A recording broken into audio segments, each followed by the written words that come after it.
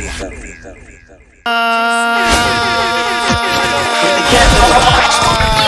station is now the ultimate power in the universe. From the capital, the station is now the ultimate power in the universe, baby. Overview Radio, bring you Overview Podcast with your boy, the new age Makankara, aka Vorpa, aka Banabao Shebine, whatever you wanna call me, man. It's the Friday episode, man. It's back and banging, you know. Kilidumedi Sakapula! Yeah, man. There's always a ghost behind the lens before it's an Chief Ghost is the name, man. Central is where I'm from and Overview is what I represent, man. We outside, but we're still in the building. How you doing, boy? I'm all good. Yeah, but not on a level side. Yeah, but before then, mention mention before shaka we. Whenever Ba mutane ba bona pitsi ba thoma di thotse ba mahala perra kere ke le dumedisi a lo ka pula ka maboya buileano. Chief Ghost is the name, like I said. I'm with Fella in the background, though. Yeah, man, as always, you know, sound engineering. Yeah, man. Today we are joined by a very special guest, man. You know, I was earlier on, you know, like I wanted to check like the order of his name. You know? Yeah. I still don't know or like first name and stuff like that, but he prefers to go by the name of Momps, right? Yeah, Momp. Yeah, Momp. Yeah. Yeah, Momp Mogobe. Yeah, man. We are like, we all know him as a, you know, serial entrepreneur, as a speaker, and most importantly, as a podcaster. Yes, sir. Welcome to the show. Thank you very much. I'm honored and privileged. Yeah. I can see that you're really a mover and a shaker. You're making things happen. Yeah, well, I've been following your career. I'm honored and privileged to be on this hot seat now with you. Thank you so much, sir. So, like, how long have you been following us? Since that interview with Ski, which broke the internet, I've been following you to see how you've been performing on and off. So it's been probably a year or so. Oh yeah. Awesome. Yeah. So like how is the order of your names? The first name is Mompoloki. The middle name is Lerumo.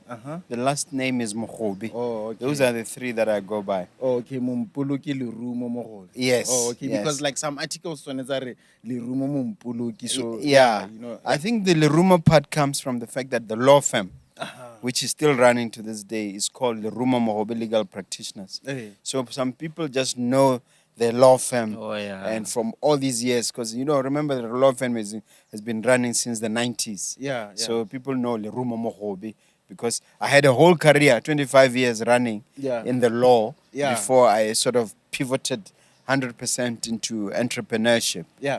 So like, why did you choose to name the law firm as Lerumo Mogobe, like not with your... I don't like think not I with applied Mogobe, my mind at length to it. I think I was just thinking of what is convenient. Yeah. I had been in partnership with Judge Sehopolo, Itumeleng Sehopolo. He's now the judge of the High Court. Yeah. For about 6-7 years. When the partnership ended, I remained with most of the staff, most of the equipment.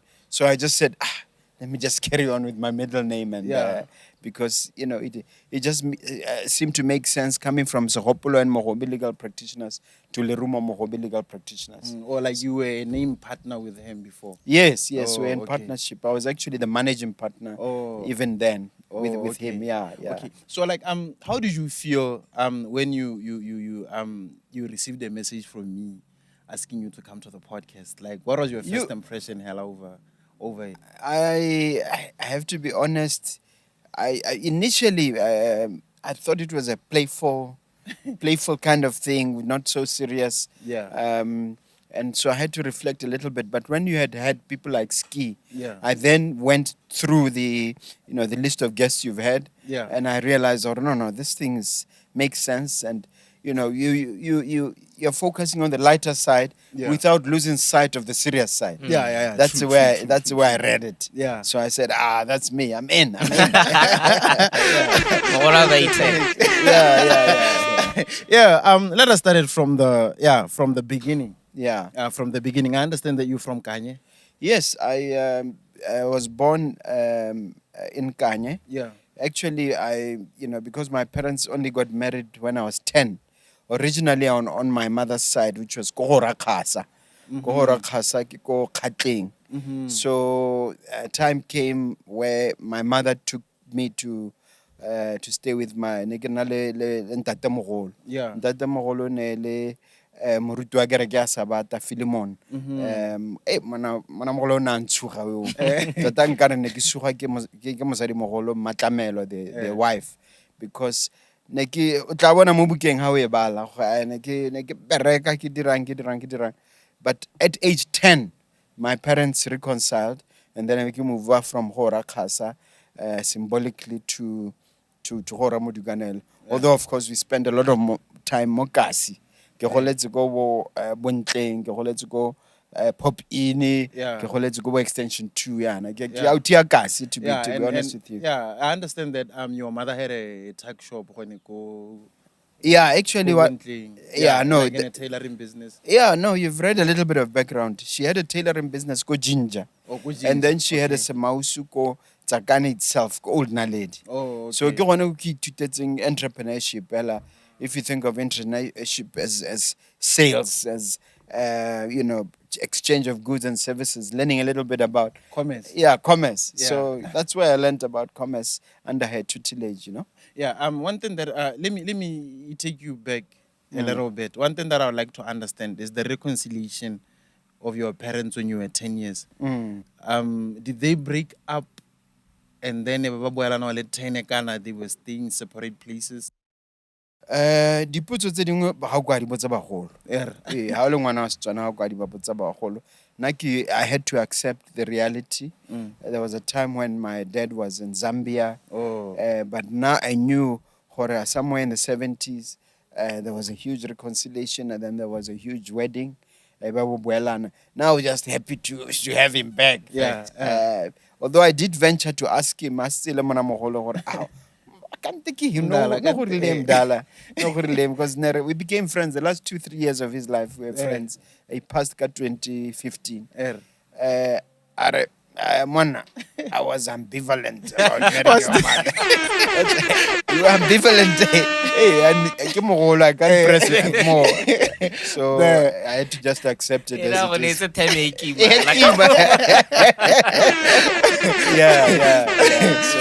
I just had to accept what he said. But he was a wonderful old man. They were a wonderful couple. Tota. The biggest influence, I would say, Mobotsholomba. Are you the only child? No, I have an older sister. Her name is called Nora ke Mama Kwane. Moruti Mokwane, who has since passed on. Oh, sorry. So the two of us, but it never felt like that, because my mother and even my dad always used to have lots of people come to the house. And their cousins, they were brothers. So although there were two but it never felt that way. There's always an average of 5 kids moving around in the house. You know, for everyone who is old or older, there's this story like walk about 30 kilometers, 50 kilometers. So stuff like that. So do you have that story? I have that story. It's in the book. Yeah, it's dramatic. It's dramatic. What happened is that before the reconciliation, my mother took me to the old man. So it was a rule on Friday. I'm from Kettle Post. I'm from 2 Kettle Posts. The first one is Makatanyan. So that was roughly 20 kilometers.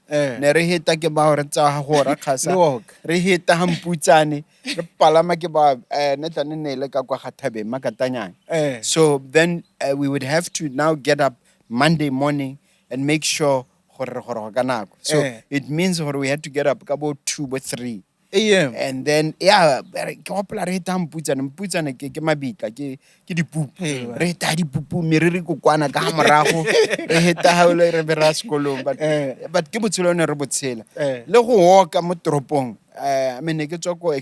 2 my sister some stage plot number 7850 ko broadest ka morago ga no mathata ka Eh. ke petsa ka nyawele hela go sna la le stress la go khabara gompieno ga re bana gore tsamaya o tswa block 8 ya lo tsena CBD yeah, it becomes a it problem. becomes a huge problem ba na le depression but ke go tsamaya mo nne re go tlwaetse le gompieno nna go nthusitse ka gore ke santse ke rata go tsamaya I still do my daily 10,000 steps, you know, because of go tlwaela ruri go tsamaya mo. So it was a good thing in a way. And wa itse gore mathata re na le one malatsing a ke go nna too sedentary in our go nnela ruri go borolala ka sengwaketse re bolwa ke gore re borolala thata. So go nthusitse go tsamaya mo le ga le ke le monyenyane, although I laugh about it now, but it was very, very useful. How was the discipline back then as a child? Like, was it too strict? Kana nna re kgona go kgwatha hela motlhofo go sena stress hela mona o dirile sele ke gore ile ka ro ska ira sele se a kere na ra dumalana a kere o dirile yana apola o kgwathe mo wa kgwatha. So that sort of sense of discipline e simologile re le banyenyane and no re sa batle go iteo gape. Rasibotsa was my headmaster go GSS as tseanong ke le ko junior o na nna gating a tshwere thupa e tswang ha ya mahane anybody who's just a minute 2 minutes late squat. So squat se re thusitse go nna discipline and so discipline was a very, very important part ka no se go ganetsanya le mogolo no ka se go arabisana le mogolo. There are many other things that where really strict disciplinarians were enforcing more. Yeah, like you mentioned earlier, Kasi was a very major part of your life as well. So le bontle. Kasi, how did it contribute to the person that you are besides teaching you how to be an entrepreneur? Yeah, na ke numela gore go ntshogile because I was always alive to the humble roots or the humble beginnings. So everything as I moved on was an improvement. So no go sna go a gore na bo depressed bona go a gore ka gore o itse go tswang teng ha gongwe ha go le maswe I drive around ke tsa my Jeep hela ke a go eta ha bontle the house, luckily the house en re nna mo go yone le pit latrine le kontle, it's still there. It's still there. Just to get me, you know, in the right mood. And go pop in. I think it's plot number 688 Hakisa house. It's still there. So that centers you when you see that small house and then our house here, extension 2 Leona, it's still there. So sometimes it's nice to drive around while you are reflecting on something, or sometimes when I'm listening to a CD or a tape or even a podcast to re-motivate and energize myself. So Kibuela to my roots in that sense. Zola Zola back then. Or then I'll tell you the pure Zola ibong old Naledi itself. Ne sa tlhabologa ga tlhabologileana. I think it got to a lady 79 or 84. I think it was a campaign strategy or whatever. Overnight, I got to ditsela go zola go tlamala la go sotiwa out. But places like Bontleng, places like White City, for the most part, there's not been much of a change in a very, very long time. African Mall. African Mall is the same one. Same. Same. Yeah, 11 or 12. It's still the same African Mall. Very little change. So like those were around the 70s. I would say it stayed the same from the 70s, from the 80s, because that's when I was in my teens, 80s and things. What was the source of entertainment back then? Because I get we see, I mean, bana like haba gola ya ba 15, 16, ebile ba mo TikTok or YouTube, stuff like that. So for people like you who grew up about the 70s and all that, what was the source of entertainment? That's a very good question. Again, cousin video is an engineer now. Untiretsi and I rata go tshwantsha to draw re rata di mabole mabole le monate le tse o Hey, and then literally we would go to Capitol, and then we'd see the Magnificent Seven, or moving where at Clint Studio, at Charles Bronson. Go Capitol, and then we would go and recreate what we saw. You know, like for instance, the at Clint Studio. Which one is that? Nah. The good, the bad, and the ugly. Yeah, Yeah. so we would play, and then when the gun goes, we would say "Kakamchu, kakamchu, kakamchu." So there's a lot of kakamchu. There's a lot of action there. So we used to play like that, and then we used to have fun. The other thing we used to have, I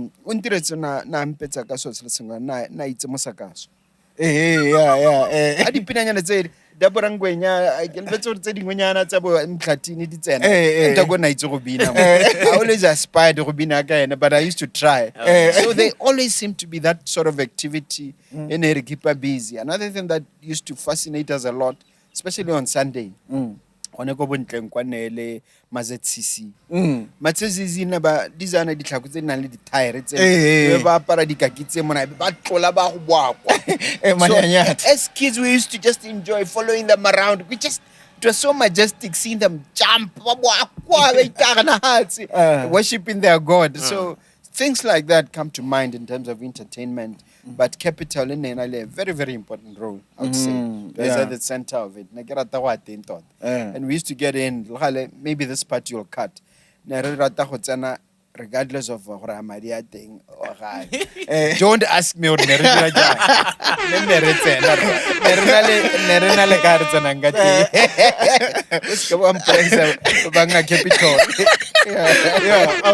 gonna love it, actually. We had ways. And means, Still on the entertainment and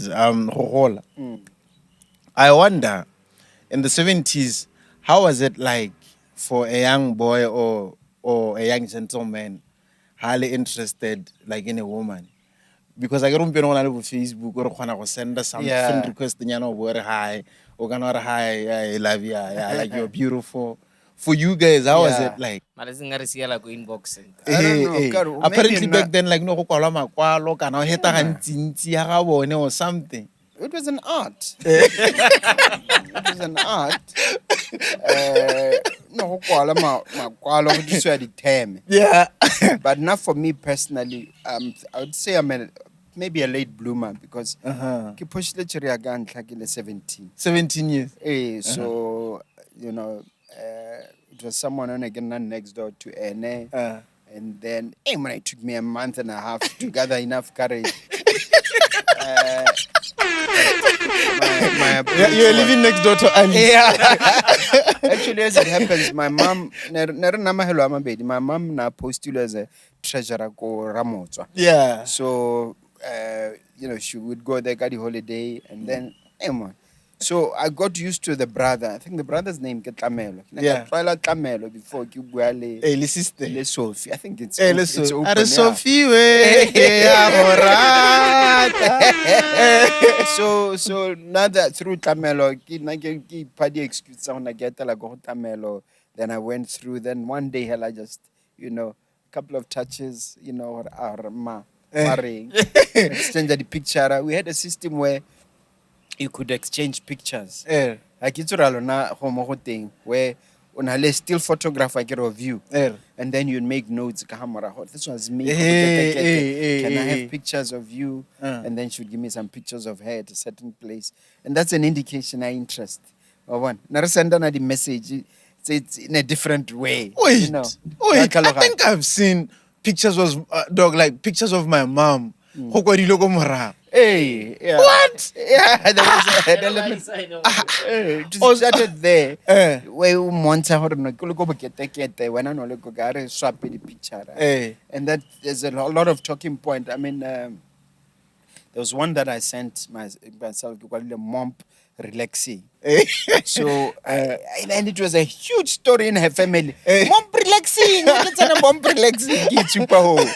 So just one of those little things that come to mind. It was a way of just sparking that connection. Like that. Yeah. Yeah. Were you good though? Hango go ipokwa. Hango go ipokwa. Ke tsa hore ka gore ke heletse ke dumelwa gore a gore no go bona gore sengwenyana se teng. So I mean, what inspired you? Because I was a little bit intrigued to you ended up going to GSS and all that.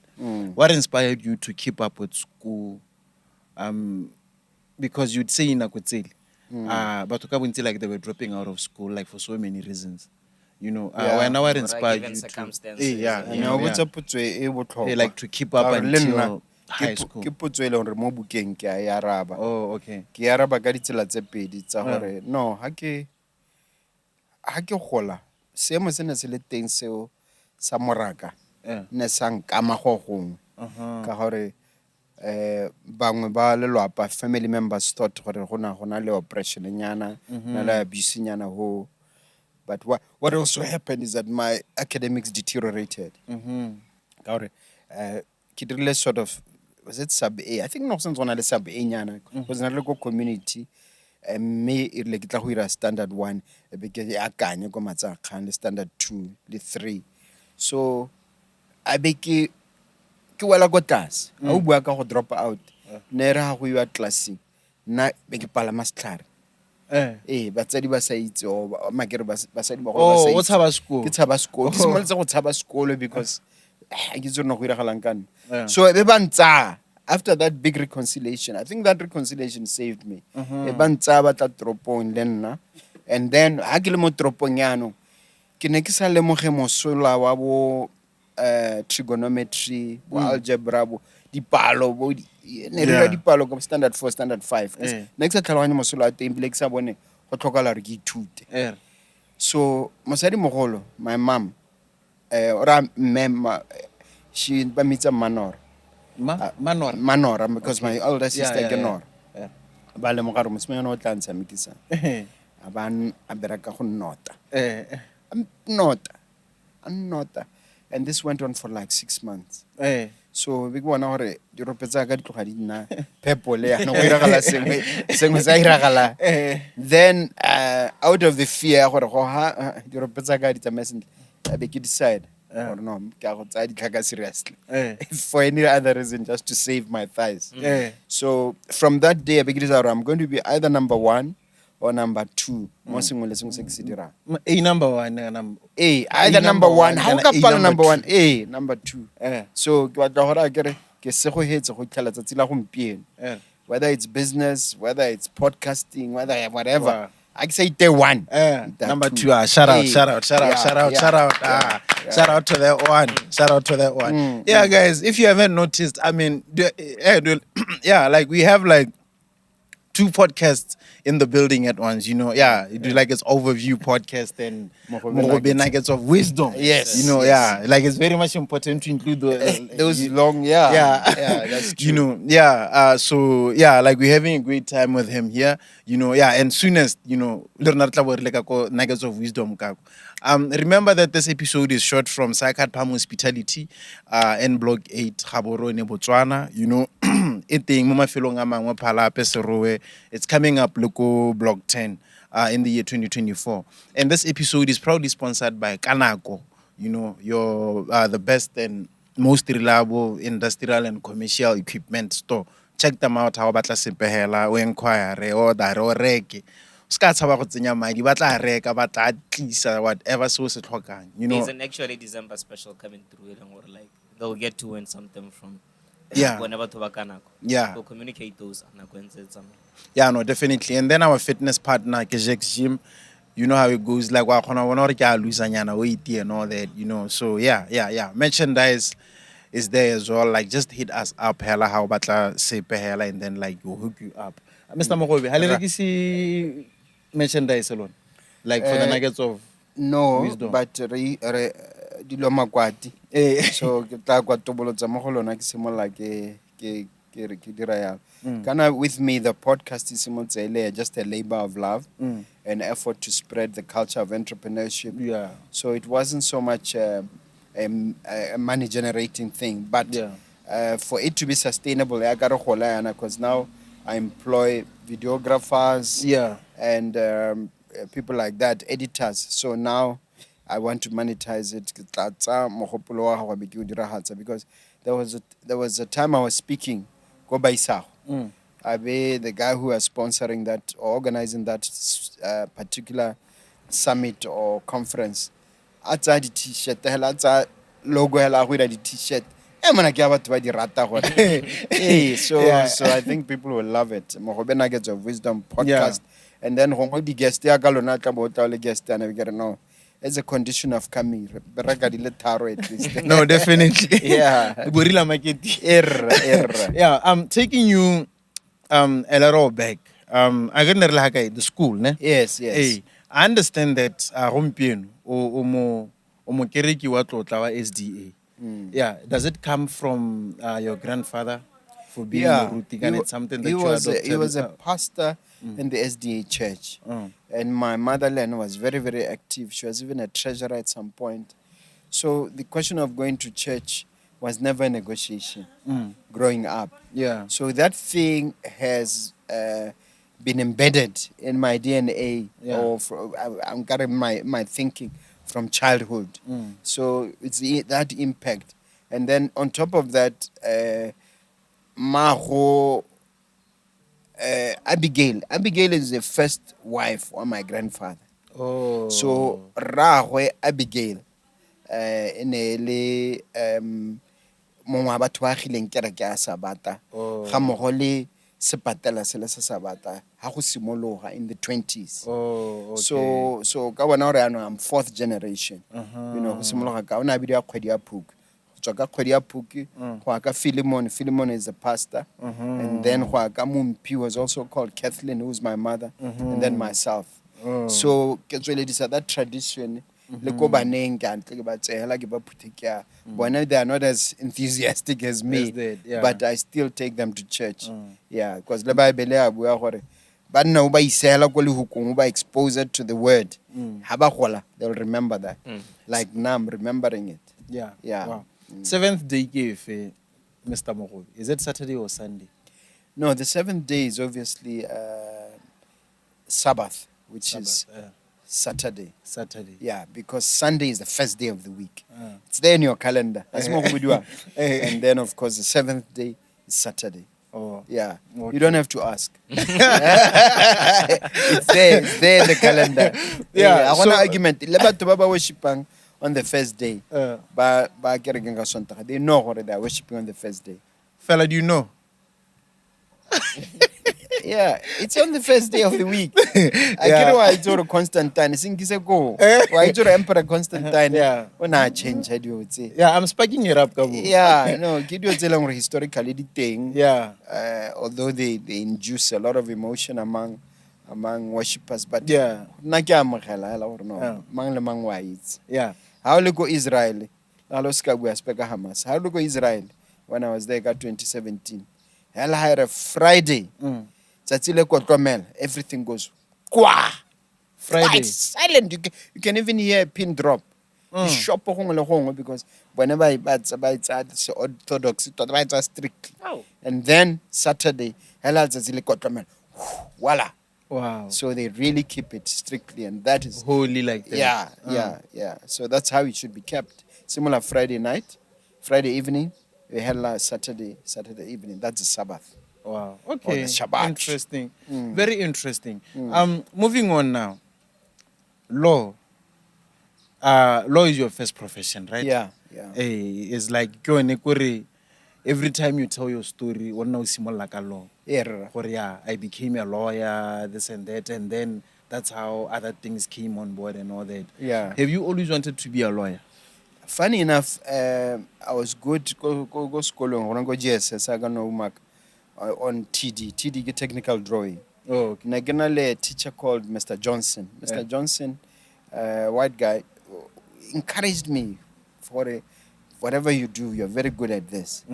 So I could spend hours doing those lines, designing houses, doing whatever, technical drawing.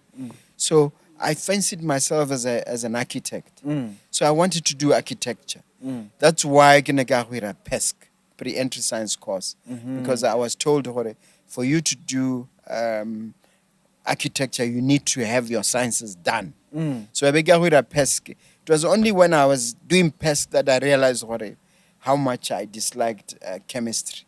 Chemistry was just tough. Those equations were just so they didn't touch her. So then I started stuff. Then I started looking for plan B or option B, which was then law. Even I apply GSS, I apply like UB in terms of choices. I got number 1, architecture, number 2, law. So I then went for option 2. As it happens, I fell in love with it. As it happens, I excelled in it. Yeah. So, but it wasn't my first love. Yeah. Yeah, and then you got to become a lawyer. I understand that at some point your law firm was the biggest local law firm around. Yeah, I was lucky enough to have the largest in terms of numbers indigenous law firm. I would like to think that both in terms of numbers of lawyers, but also in terms of numbers of output or shall I say turnover. Yeah. It was a place to be. From around 2001 to around 2013, it was just a badge of honor. That's when I was really, really pumping it. In fact, it was around the same time I pivoted or I started investing seriously in real estate. Yeah. So to answer your question, yes, we were number 1, and we were giving the big guys, even the white law firms, we're giving them a run for their money, and often beating them thoroughly. Yeah. I had Bo Rantau there, I had Bo Madube there, I had Bo Manyotwane, I had Bo Kajke. I had a very, very, very powerful team. Yeah. At some point, we had 8 lawyers and 9 if we include the debt collection profit center. So I used to think of it as having 9 profit centers within the law firm. Yeah. And that's when really, really we're doing very, very well as a law firm. Yeah. Apparently that's where the money is, law. Is it so? The answer is yes, and it's also no. For you to succeed as being a good lawyer, you have to throw yourself, body, mind, soul. Yeah. I mean, I'll tell you that there was a time when, for around 12 solid years, I used to come to the office first at around 6 o'clock and be the last to leave around 11. Every single night for 12 years, non-stop.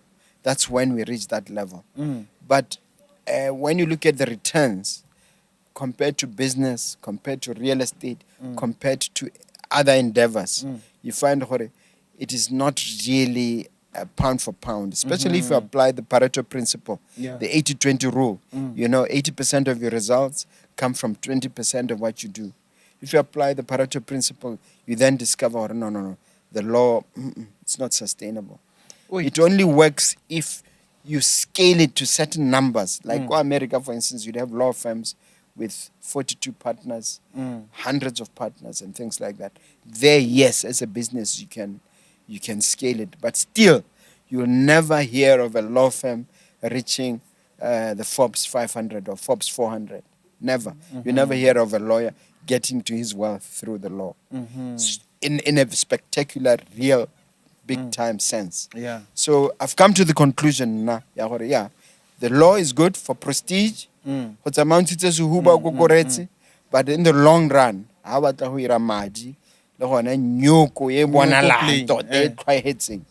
you can't do it with the law. That's just my opinion. Okay. That's just my opinion. And I've looked around. I'm looking for a lawyer who's been at it for 30, 40 years, who's made it big. I'm yet to find one. In the law, because you'll find most of them have gone to the Como, they've made it big there. Yeah. Gone into property, they've made it big there, like myself. But on the law purely, yeah, no. Kindly take us through the what rule, like the 80-20? I was talking about the Pareto principle. Pareto was an Italian sociologist, academic, who discovered in terms of results,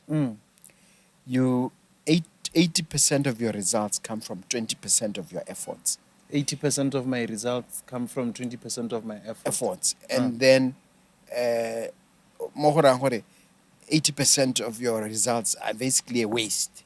So the key thing is to find where to concentrate your biggest amount of. I may not be paraphrasing it correctly, but what I'm saying is that is the 80-20 rule to say if you can identify tata wa go tsa kae maduo a mantsi go heta go ta selekanyo wa go tlhela wa tsa mo diong tse di tshitsanyana tse di palopotlana so discover gore maduo ka bontsi a go tswa ha kae. That is what Pareto discovered. Wow. So the key thing to succeed is to work on your 80-20 and apply the Pareto principle and then focus on that 20%. Wow. Yeah. Nuggets of wisdom. At least the nuggets of wisdom. Hey, get your nuggets of wisdom. Wow. Okay. Hey. Yeah, very fascinating. Yeah, bro. no, but it's a generally accepted principle. Okay. I was trying to learn now that it's a personal development. Let's if you're really keen on self-development and wealth, it's a concept you'll come across. I've studied it in big. It's generally accepted. Yeah, I can tell that is why and how you are a speaker as well. For those of you who doesn't know, he's actually a speaker by profession as well. Huh? Yeah, right. So, when I say by profession, I went for training. Yeah, I went and joined NSASA, National Speakers of Association of Southern Africa, and then Motswana the Speakers Bureau. To improve our, so it's an art. Speaking is an art. You and I are speaking, but there's a certain way when you are presenting to an audience wanting to induce a particular response that you have to structure your thoughts and your presentation. So I do it and enjoy it. I love it. I'm also I'm speaking but to a BTC for an hour. I think they pay me what? I won't tell you. No, I almost got me. I was waiting for it. It's privileged information. All right, yeah. So many articles say that you are a millionaire. So I want to understand, where did you make your first million? Where or when? Where? Law? No, it was law. I remember when law. it happened. It was 1993. 1993, you made $1 million? Yes. What? So, Jesus Christ. What? So, what? And it was a very simple model.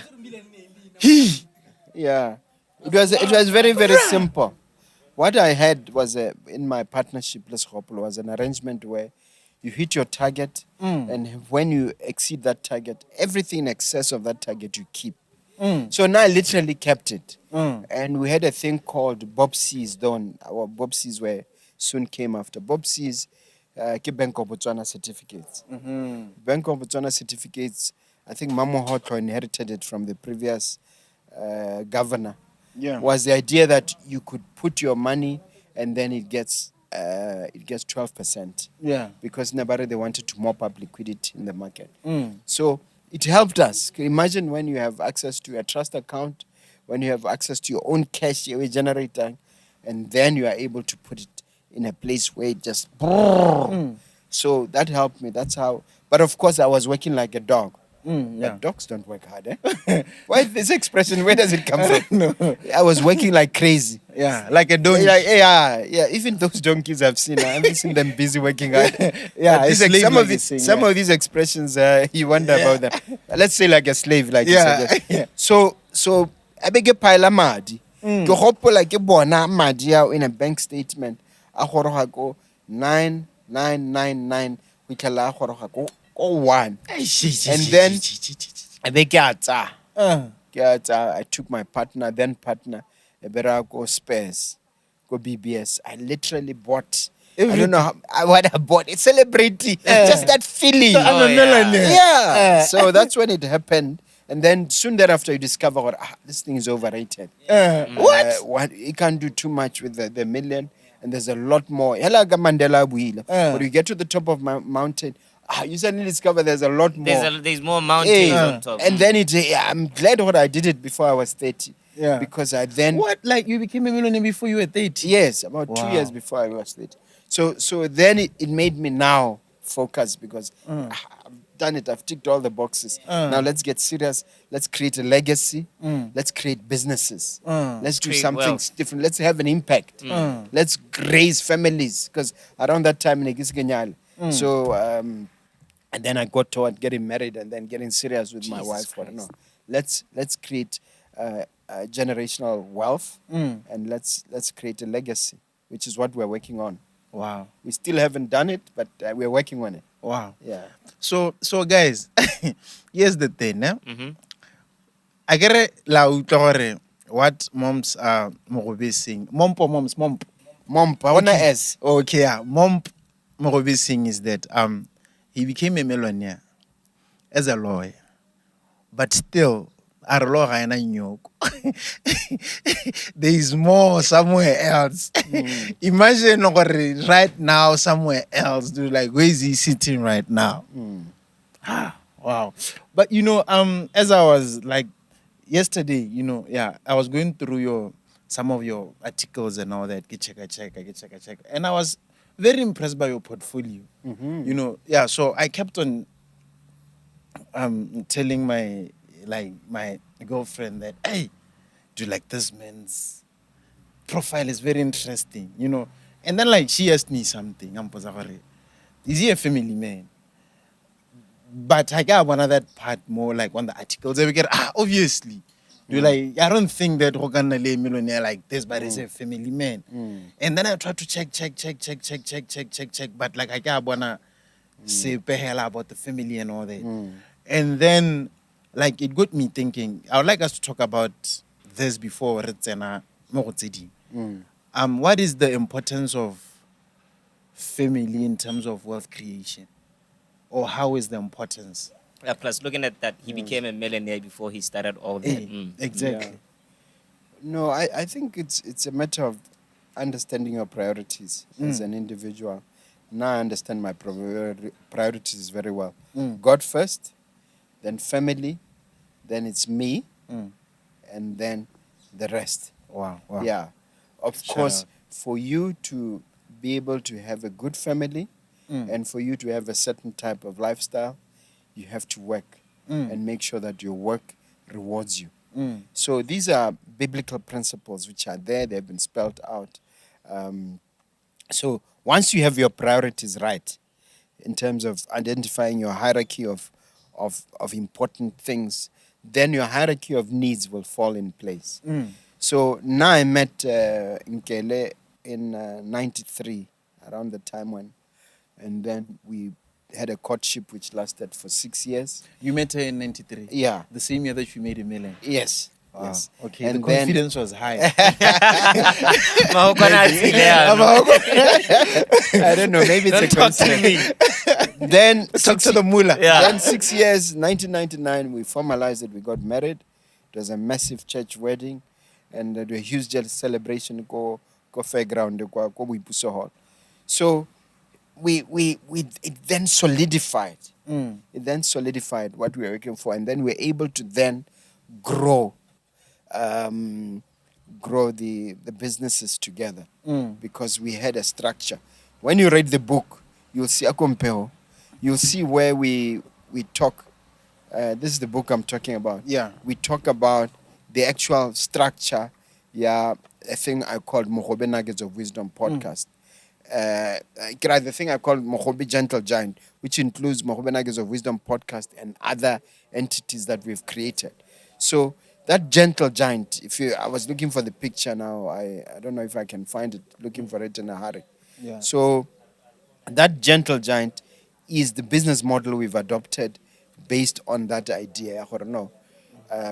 Even at the top, at the head, we have me and the family as being, and then the board. So all our business entities, you saw my children here. Yeah. One is running the restaurant, Sikhele. The others are shadowing me and doing other things. Some still want to go for the masters.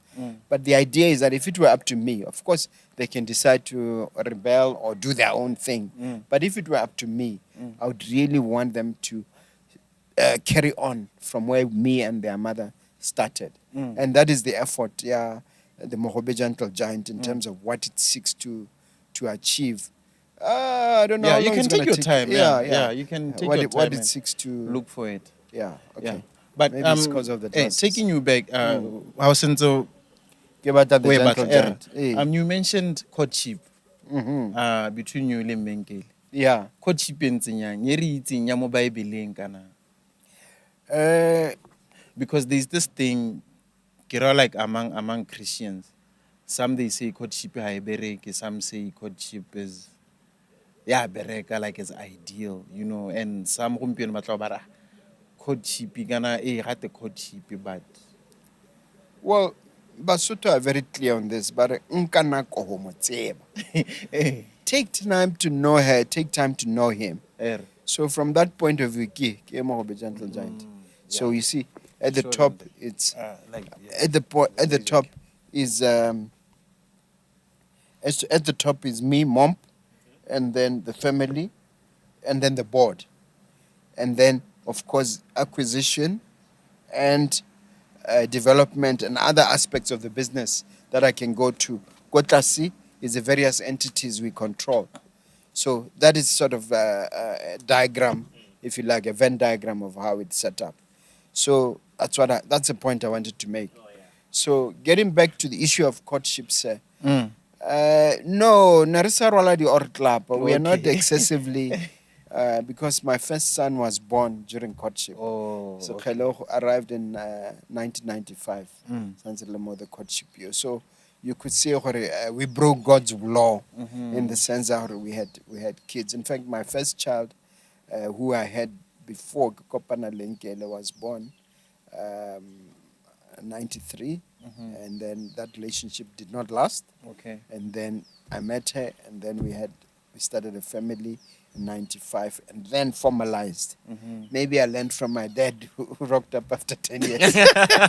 But now it took about 5 or 6 years. Yeah. So, one would wonder, yes, your kids were here earlier on, as you mentioned, the family and all that. They were laughing how you got your first love and all that. Sophie. Yeah. What kind of a father are you? But I try to be the best father that I can be. For instance, I have a rule we must go out to a restaurant as a family and get together at least once a week if we can. It's a lot easier now since we own restaurants. So also I would like to make sure I have resources available to ensure I meet basic necessities for those children. And thirdly, I think I try to set an example. I don't want to do something that will embarrass them, that I won't be able to justify. So from those 3 points of view, I'd like to think I'm really striving towards being a good father. I don't always win, because there are times when they say, Papa, Papa. Sometimes there's a bit of drama where I don't satisfy them, but so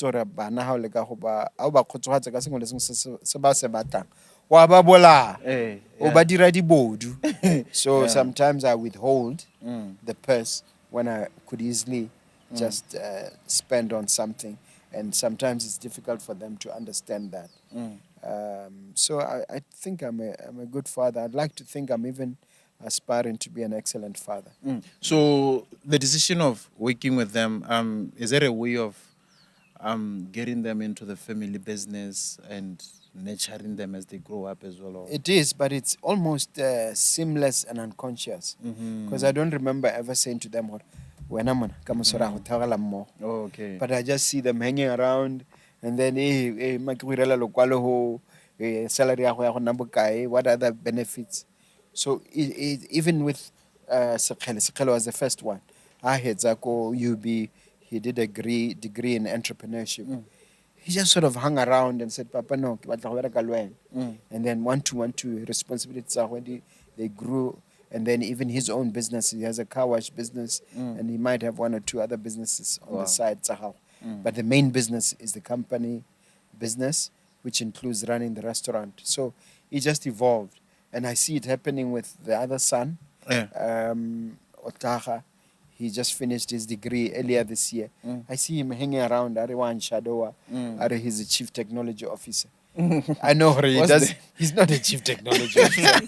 Yeah, maybe he's aspiring, but he's got that title. CTO. Yeah, he's our CTO. Yeah, but we know what he's learning on the job, and we can take him. And he still wants to go and do his masters. Yeah. So it evolved like even with Tsidi. Tsidi is the one I had before marriage, with another lady. She's just sort of come into the group. Yeah. We gave her a portfolio. She's running our estate agency division, which is a brokerage division, property. Yeah, and she's sort of evolving into it. So I'm waiting to see how he heads up, but on the holidays she's running. I didn't ask her to wear uniforms, but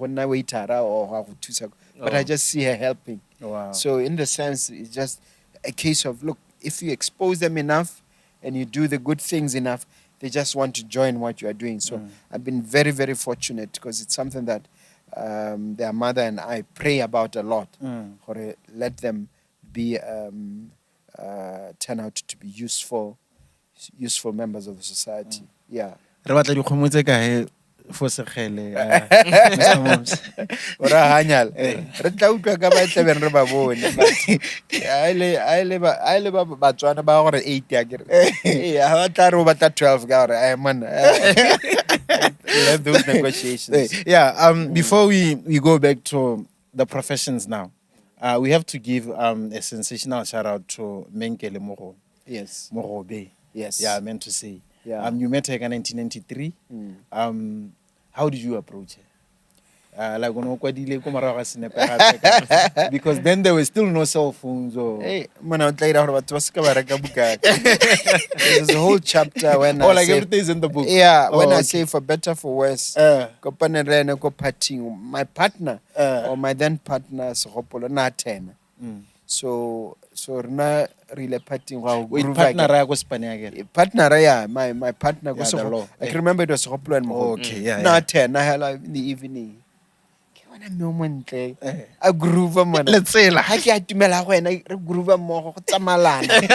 I can't go to say so one thing led to the other, and conversations were had, phone numbers were exchanged. But from then on. Cell phone numbers were exchanged. I had to get telephone numbers. Yeah, telephone numbers were exchanged.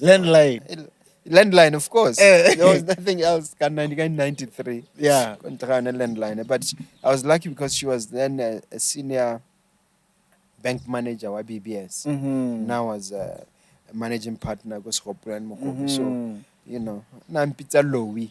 Louis for manager Louis. Hey, lawyer, putting something. But recognize when I CV is strong. Now manager a bank. Yeah. So I was very lucky, and we hit it off from there.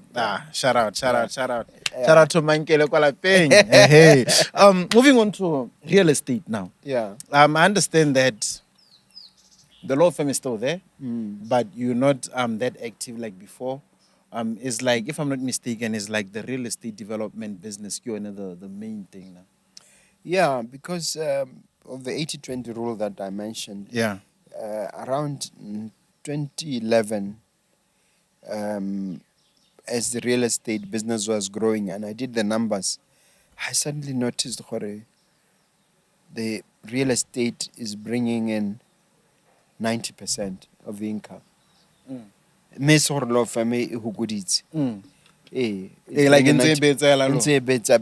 the real estate has eclipsed the law firm in terms of monthly turnover because of the growth. I think at that time we had about 93 units, and they had great. And then as now, when I decided to now build the Mogobe Plaza around 2013. I think 2014 is when I officially sort of walked away. 2013, 2014. Then I decided to pivot completely. And then that's when we were able to now push our units from 93 to well over 350 today. No. Through now focusing and applying the 90-20 rule. And then we decided, At the time, I had a Tanzanian partner by the name of Hubert Ase. Hubert Ase had been with me for about 12 years at that time, and he was a workhorse, and he loved it. But he also loved real estate because he was developing real estate back home in Tanzania. He'd make the money and send it there, and he was building these apartments and from what he was generating here. Yeah. So, unfortunately for us, 5 years later, 2018, after a certain Magafuli came into power in Tanzania, things started booming in Tanzania. And all of a sudden I heard Mr. Asay saying, no, I'm going back home. Yeah. Things are happening there. Yeah. The economy is stabilized. Everything is happening there. So I lost a partner. So thankfully around 2020, I met Manyirenda, who's from Malawi but has been in Botswana for ages. And then she took over. And then she's been running the law firm very well, and she's got 3 other lawyers working with her. So there are 4 lawyers there. And if somebody's out there having a legal problem, you know where to go. 397-4002. As a business person, I'm always selling. Yeah, definitely. 397 4002. 4002. Yeah, that's the number of the law firm. So it's been running now since 1991.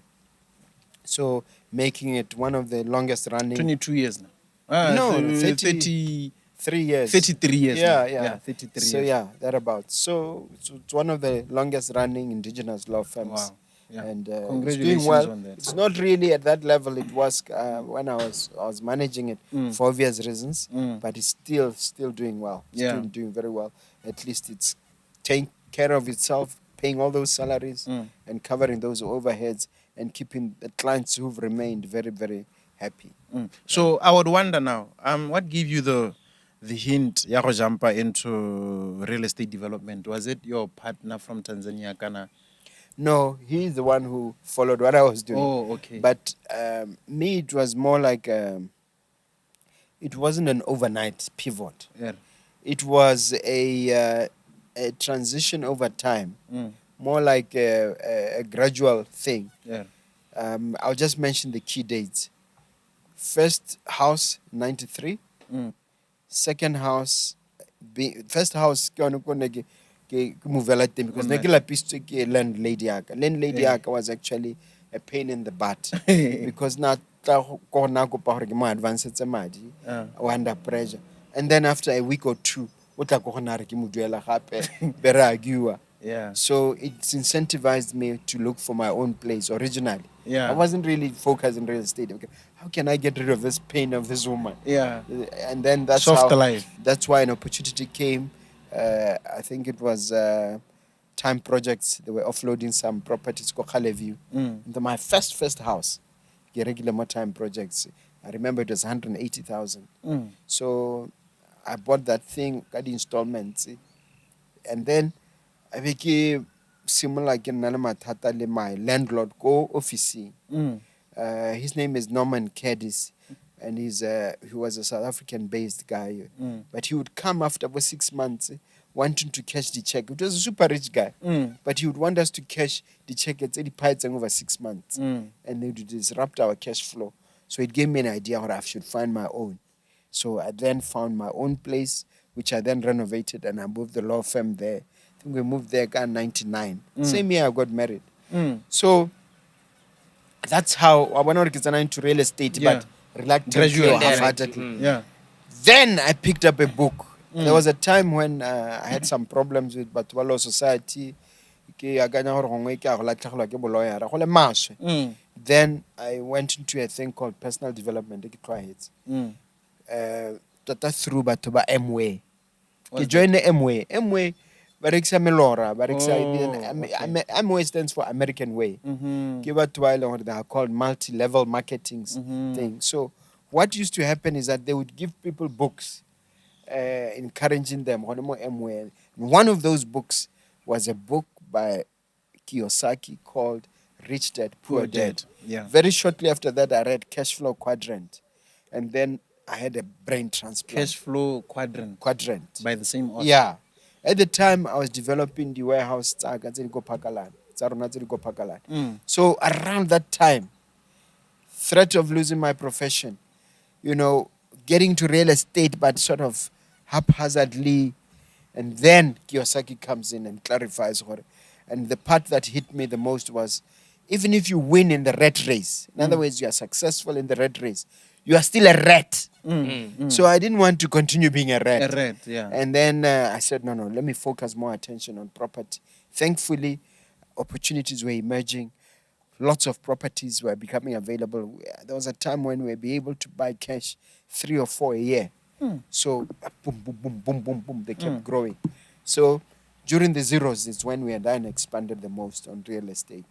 Thanks to Kiyosaki, thanks to this problem I had with the Law Society, because it made me realize I could lose my profession. Yeah, and then you had to. Then I had to push. I had to push. I even got, my wife was then working for me at that point, was working for me as an accountant.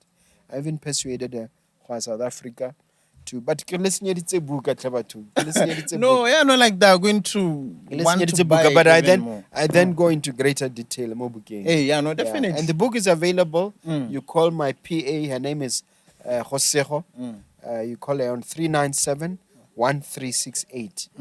1368 is our number, go office. And Josejo will make the book available. We have a whole bunch. Even in my booth, there are some books. Yeah. So that's what happened. What is the current state of real estate currently? The other day I saw a post on social media. Someone apparently the real estate business is not doing really good in terms of rentals and all that. And then since COVID hit and all that, apparently, like when you build smaller units and then you rent them out for sustainable income. Is it true or false? Well, I've been reading articles like that for the last 30 years. Oh, okay. I've always had so-called experts, so-called analysts, saying what things are bad and whatnot. Yes, real estate is cyclical. It comes in cycles. Oh, okay. So once you accept what it comes in cycles, you know that there's always a way of making sure you land on your feet. Rona at Mogobe Incorporated, we have immunized ourselves in the sense that we have 2 divisions or 2 major thrusts. One thrust is acquisition, which is buying from other people under certain conditions. We have a strict buying criteria. And the other one is development. We're always building. Right now, we're just finishing 4 warehouses, Konkwa Piri. We're building up another school for expansion of a school in Kanye. So because of our posture, development, acquisition, we are not that much affected. We're able to land on our feet. Yes, right now we're suffering. During COVID, we suffered a vacancy rate 30%. Right now we are suffering vacancy rate about 10%. It was Malobakida under 15%, but my team is closing down on that. Yes, but recognize it's just cyclical, and we have a mindset which says no. We can always pivot. I'll give you an example. One of our properties, we've adopted a Rigas model. A Rigas model is a model similar to Rigas, where we now partition units within a complex. I'm sure you've come across Mogobe Office Park. So where we make it affordable for smaller units and for smaller people, because I think we have about 35 tenants in that one building. Yeah. So you need to study the market. You need to be able to change with the market, so you reposition yourself. Yeah. So we've been very fortunate. We don't join the chorus, the doomsayers and the naysayers. We just try to avoid. And I have a saying, we know how a recession can come anytime. Yeah. But we refuse to participate in your recession. Whoever caused that recession, keep it to yourself. Yeah. Yeah, because we are constantly trying to immunize ourselves against the downturn, Yeah. so that we don't suffer. Yeah. So we've been very fortunate in that regard for a strategy. So Awesome. Yeah. What about the mentoring programs? Like, I understand that you are. Yeah, no, we have a mentorship program. What had happened is that from the speaking, because the speaking I was doing not so professionally. Yeah. We were asked to speak. From the speaking, every time I finish with an audience, people will say, "Mentor me, Mr. Mogobe, when can you?" Yeah. So I realized already there's a need. And then I identified, or where do I think I have the greatest amount of expertise? It's in real estate. So since 2021, I've been mentoring different cohorts. Each cohort runs for 6 months, and then I teach them the basics. The objective is to make sure they are never bankrupt. They follow certain laws. They make sure they don't buy property at a loss. They make sure that they make profit from day one. We teach them tactics and skills, and we refer them to key books and texts to make sure they do that. And I'm going to now be prescribing also my book for them, because there's a whole 3 or 4 chapters where I talk, actually 5 chapters where I talk purely on property. So we are on cohort number 6. And starting next year, March, we open up for cohort number 7. There's a nominal fee we charge. And if you want to find out, you call my PA. She'll be more than willing to assist you. Yeah. You know, it's really amazing how you've been able to diversify your portfolio and your income streams and all that. Yeah. Because I see a number of things here. I wonder, what is angel investing? Like, I would like to understand the clear picture of it. We formed an organization called Angel Network Botswana. Actually, we were a group of others. Where one of my mentors is Mr. Muni wa Trans-Africa. He had been invited to meet with others to join us up and start this thing. I know someone who has more energy and more youth than me who can join. Yeah. So I then joined up with a group of these, and we formed a company limited by guarantee.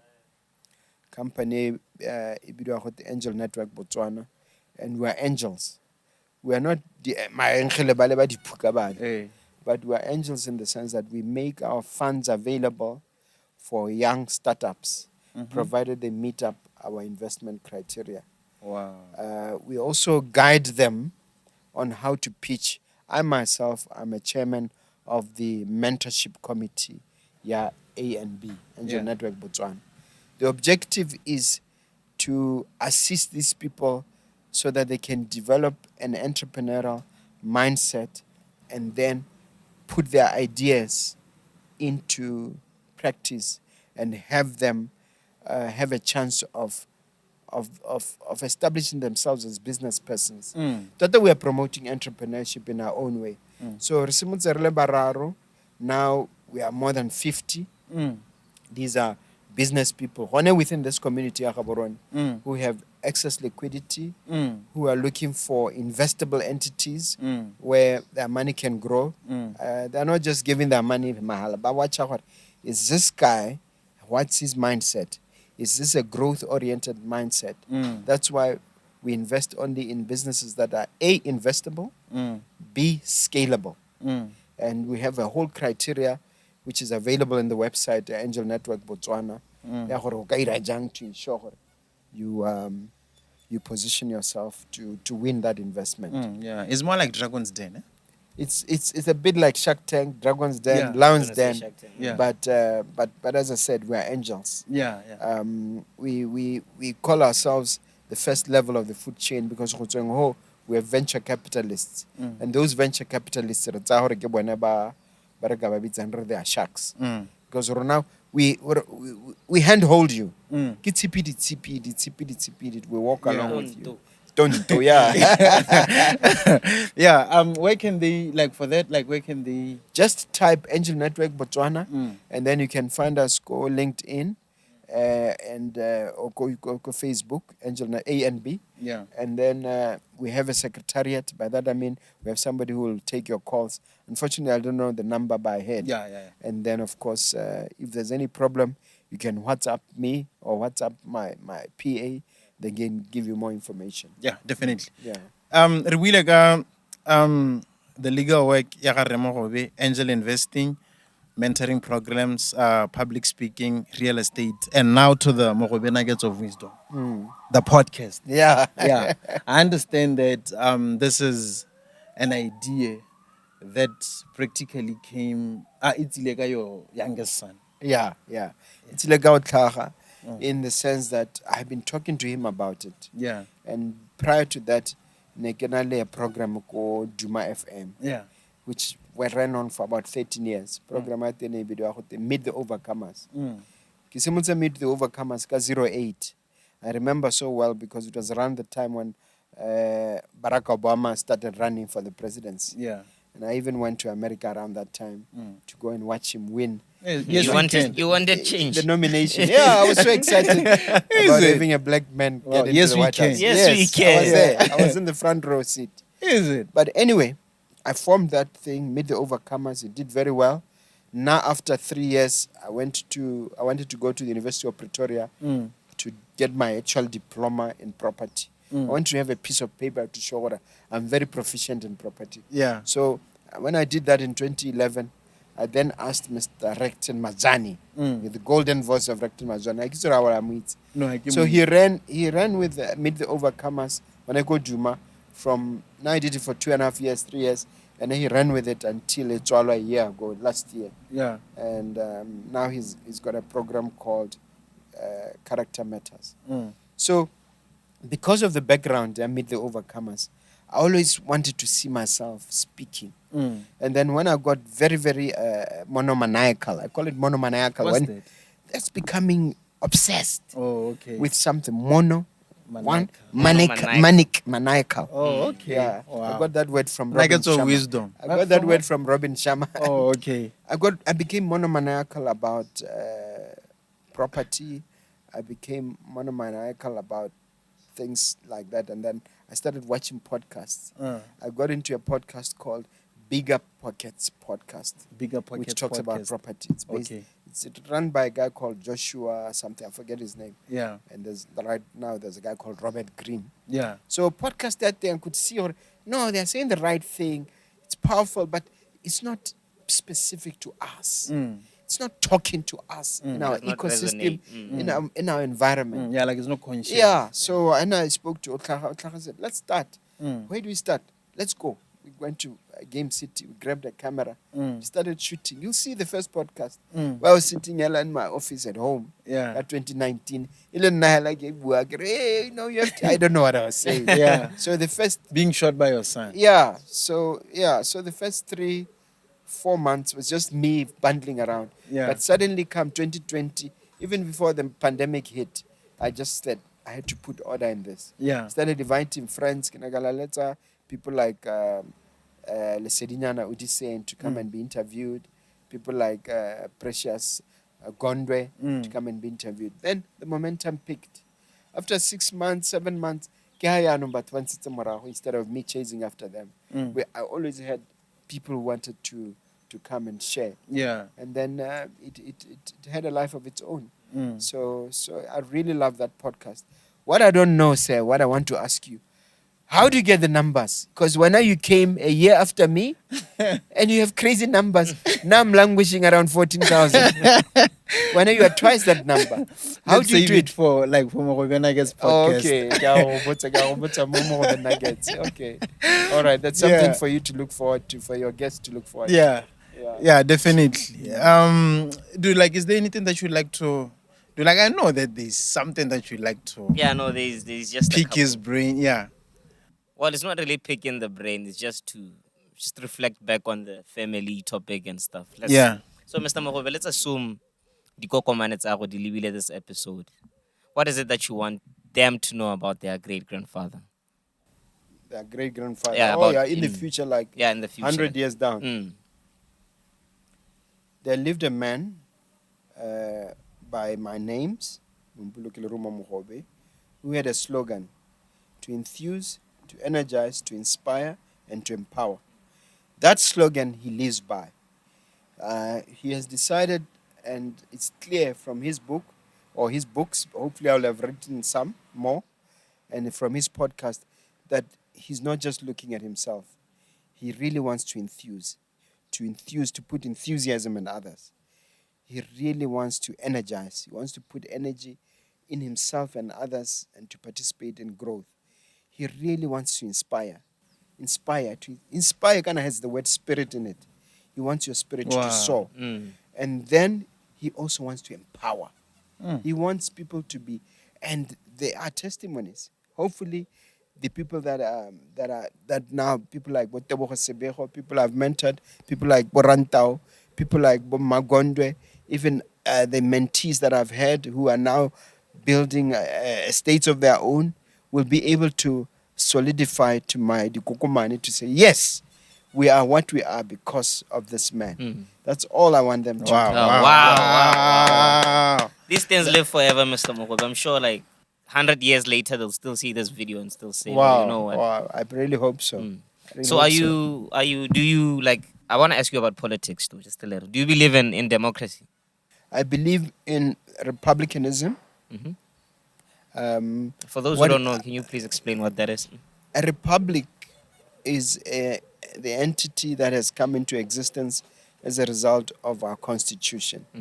Is the model, the framework that then enables to create the political infrastructure for business to thrive, for commerce to exist, for different things to happen.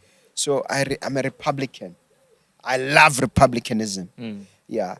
Now, you asked about democracy. Democracy, to me, is more like the process enshrined in the Constitution. For republicanism to survive, or for republicanism to exist, they need a democratic setup. So from that point of view, yes, I appreciate the pivotal importance of politics, because our Constitution is an instrument, a living instrument that makes it possible for politics to exist. So there's a saying, I don't know whether it was Socrates or Plato or some other, he says the punishment for good men not participating in politics is that they will be led by idiots. Nuggets. That's as far as I'm willing to take it. Yeah. I'm not saying we are led by idiots, but all I'm saying is that we need more young people. Young people, we need more young brains to participate in our politics. Now I'm so steeped in entrepreneurship and I enjoy doing what I'm doing. So I thankfully have friends within politics and I interact with them, but I do not want political office, or I have no desire for political office myself. But wait, speaking of politics and you not wanting political office and that, like, is that a sign of something? Well, I'm also wearing black, so the only thing that's missing is white. No.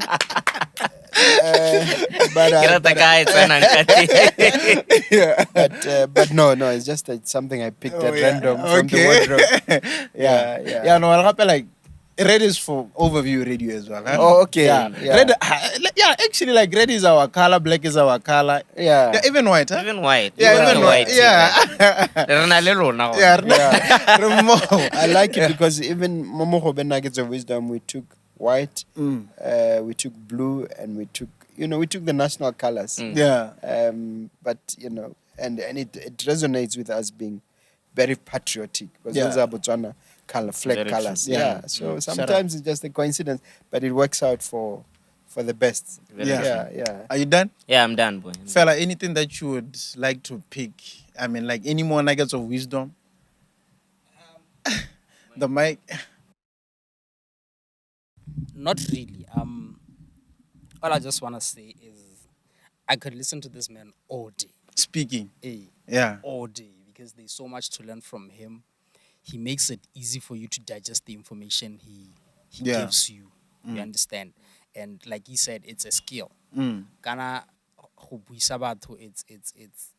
it's also making people understand, putting your point across in the most easiest way for them to actually get the information. You understand? So he's not just dropping gems, but he's dropping them in the most easiest way for you to actually understand what he's saying. True. This entire conversation, we were just fascinated with the stuff he was saying. Of course, on there's a bit of terminology, but you could Monomaniacal. Mono. You understand? Monomaniacal. Hey, so you could understand what he's saying. You are fascinated. You start to view life differently. So all I'm saying is thank you, sir. Thank you for your time. Thank you for the knowledge and the wisdom that you just shared with us. We learned so much from you. And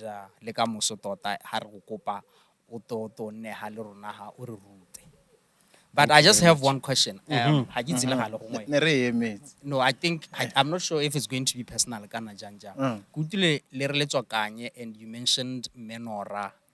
I have an aunt. The Precious Queen Kenos. I don't know if Precious Queen Kenos.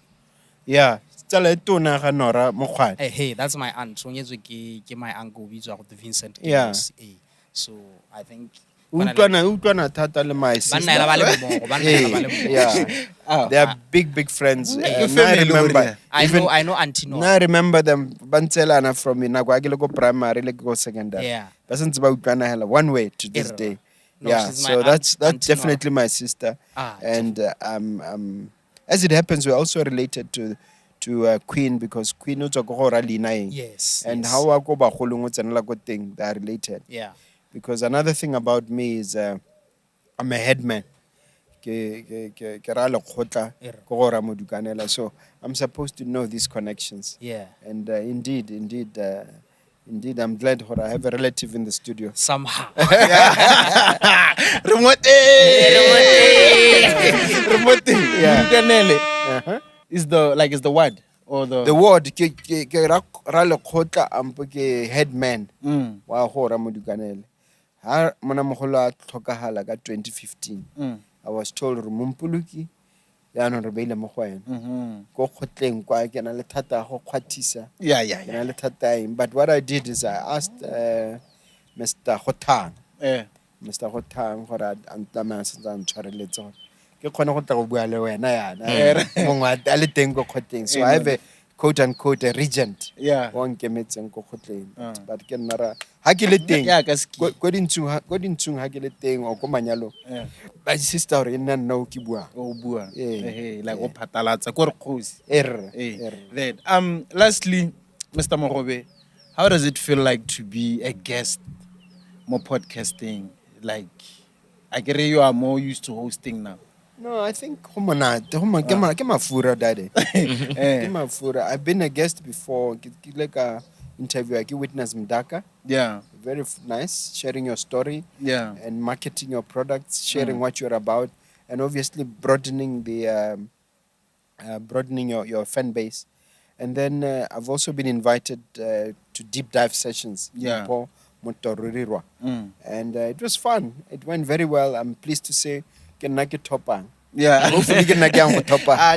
But ski. But these are gems. Go deep dive sessions. Yeah. I don't know how long that will last. But it's fun.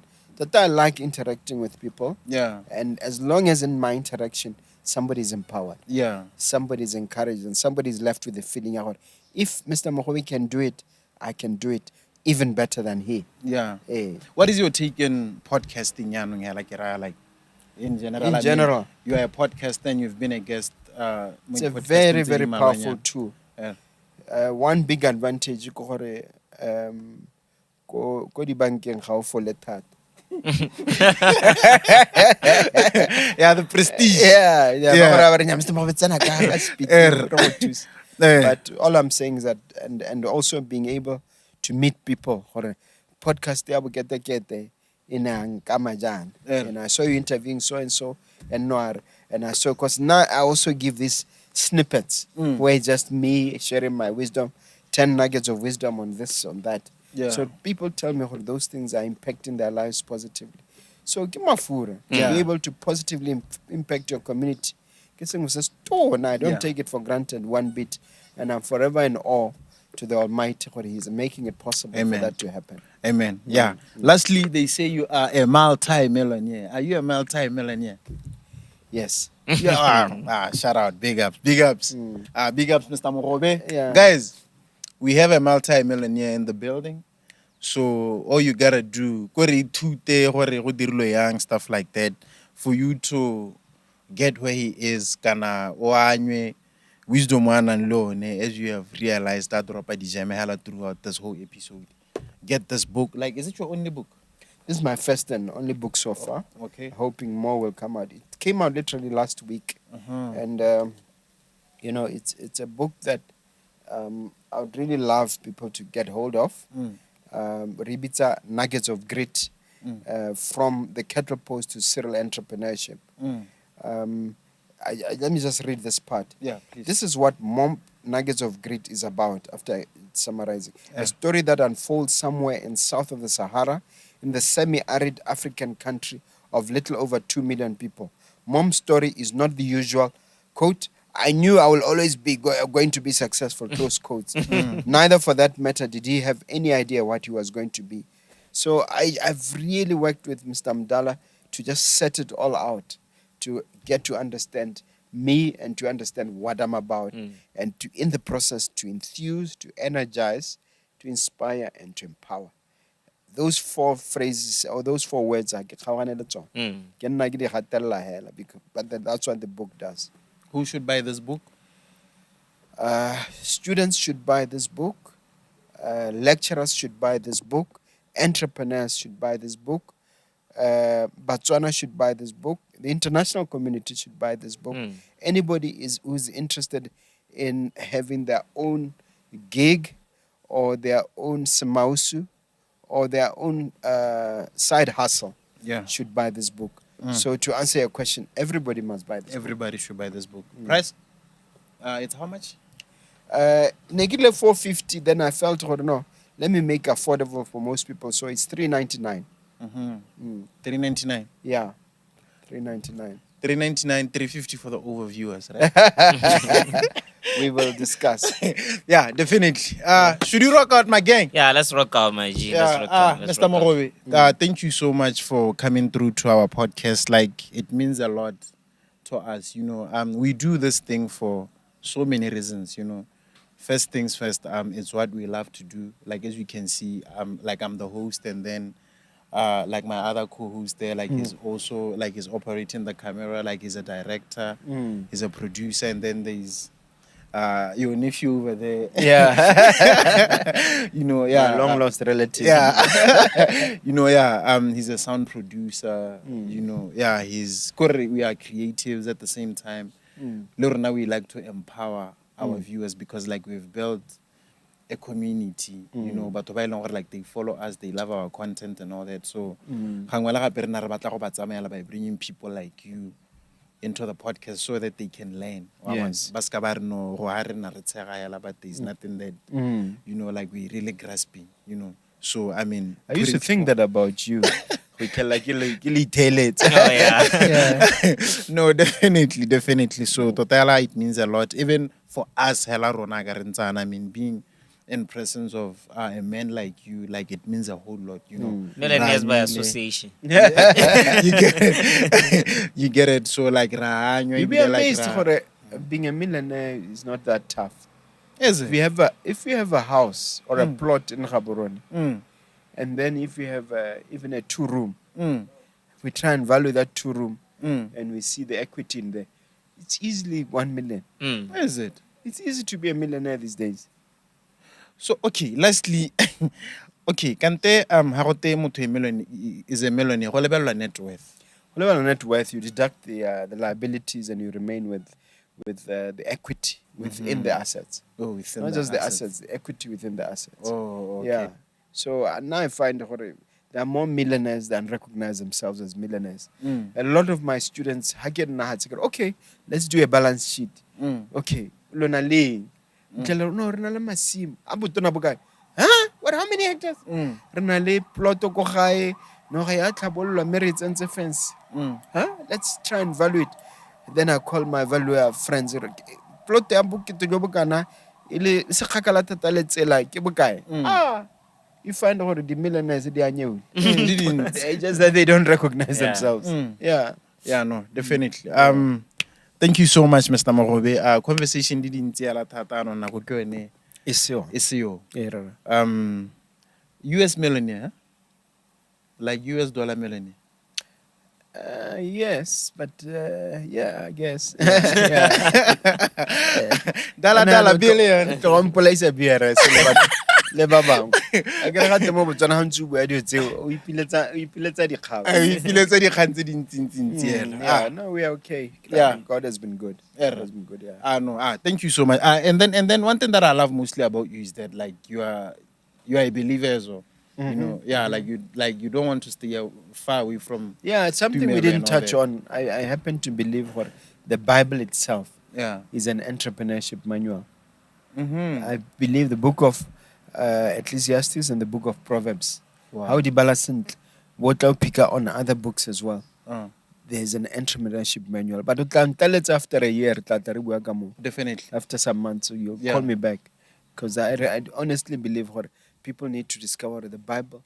The way it's used by Jews, for instance, as a Torah, and their extension the Torah, the Talmud. They've actually used it to empower themselves. That's why the Jewish community is one of the wealthiest communities in the world. It's based on the religion and the way they interpret the verses. They're not really glossing over. So Kanye was right. Yeah, it's a matter for another day. But that's what I believe. And some of my podcasts, I try and expound on that. Yeah. Lastly, how old are you? Like, do you mind sharing your age? I'm 2 years shy of 60. Oh, 58. Yeah. Oh, all right. Okay, Thank you so much, guys. Mr. Mogobe. Thank you so much. To the overviewers, remember this. We died together and we... what? We ride.